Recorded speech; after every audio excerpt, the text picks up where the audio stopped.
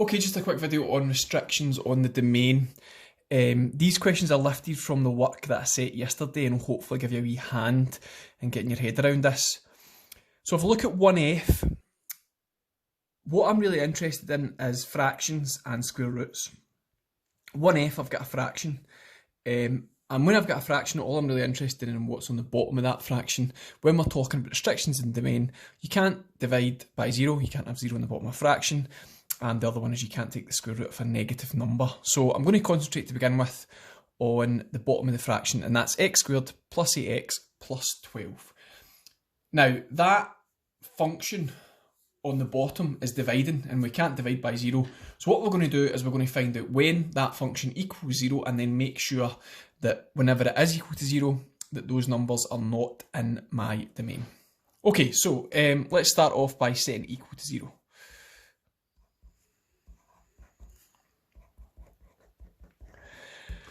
So essentially what we've got there is a quadratic equation, so we're back to National 5. Okay, we know it's a quadratic because the biggest power is 2. To solve a quadratic equation, we factorise. I'm trying to get 8, so 2 and 6 will work. Remember that you can multiply out your brackets and you should get back to what you had when you started. Okay, so solving this, we're going to get x equals negative 6 or x equals negative 2. So when x is equal to negative 6, then that function is equal to 0 on the bottom, and when x is equal to negative 2, the function on the bottom of the fraction is also equal to 0. And you can check that. Negative 6 squared is negative 36. Negative 6 squared is 36. 36 add on 8 times negative 6 is 36, take away 48.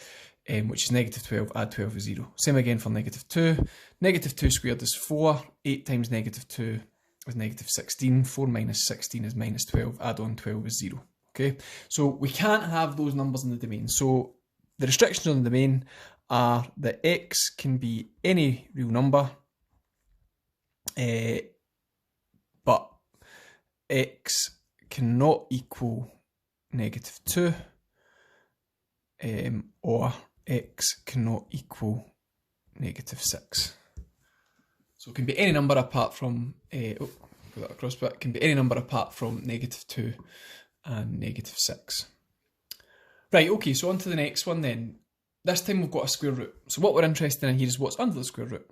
And what's under the square root cannot be less than 0. It can equal 0, that's fine, but it can't be less than 0. This is quite an easy one to solve because it's just a linear function, and by a linear function I just mean that the biggest power of x is 1. So again, what we're going to do is we're going to find out, or we're going to make sure that this thing is greater than or equal to 0. Okay, it's got to be positive, it can't be less than 0. So we're going to find out exactly when that is. Solving this, you're going to get negative x is greater than or equal to negative 10. Again, just being careful, to get x on its own, you're going to have to divide by negative 1. If you divide an inequality by a negative, you have to flip the inequality. So we get x is less than or equal to 10. Okay, so for that one, the restriction in the domain is that x has to be less than or equal to 10. And again, to write that down mathematically, we would say x can be any number, that's what we mean by the real numbers, such that x has got to be less than or equal to 10. And again, we can check that. What we're saying is this thing here, circle it, cannot be less than 0. What we are saying is that for that to happen, x has to be less than 10. So again, if I check, for example, 11, 10, take away 11 is negative 1. We can't have that, okay? If I check any number less than 10, we'll find that this thing here, under the square root sign is positive. So for example, 1. 1's less than 10, 10 take away 1 is 9. So again, once you get your answer, you can actually check it by substituting into the function. Okay, the next two are a wee bit more complicated. The reason that they're a bit more complicated, and this is something you need to look out for when you're dealing with restrictions in the domain, is the fact that they are quadratics. Okay, the biggest power is 2. When you are dealing with quadratics, what we're going to end up doing is solving a quadratic inequality, because we know that x squared minus 9 has to be greater than or equal to 0. So we've got a quadratic inequality. Now to solve that, what we actually need to do is a very, very rough sketch of the function. So whenever you have a quadratic, under a square root sign and you're being asked about restrictions on the domain, you're going to have to actually make a quick sketch of the quadratic. Okay, so what I'm going to do to begin with, which might seem a bit weird, is I'm going to set this thing equal to 0. Now, we usually do that when we're dealing with fractions, but when we've got a quadratic inequality, or when we've got a quadratic under a square root sign and we're dealing with restrictions on the domain, we actually have to find out when it's 0, and I'll explain that a wee bit more as I'm going through this example. Okay, so we've got a quadratic, it's equal to 0, so we're factorising. This one's difference of two squares, so x plus 3, x minus 3 equals 0. And solving that, we've got x equals negative 3 or x equals 3. Okay, so why do we need to know that? Well, remember when you solve a quadratic equation equal to 0, what you're actually finding out in terms of the graph is the roots. You're finding out where it hits the x-axis. Okay, so like I said, we're going to make a wee sketch of this. Before I make a wee sketch, I need to work out whether it's a maximum or a minimum turning point. If I look at the number, which is 1, we just don't show it, in front of the square root, in front of the x squared, it's positive. So that means I'm dealing with a minimum turning point. Now, that's all I need to know. I've got a minimum turning point and I know where it hits the x-axis. So I'll just make a quick sketch up here. That's negative 3, that's 3. Like I said, I'm not interested in the y-intercept. I'm not interested in the turning point. I'm just interested in the roots.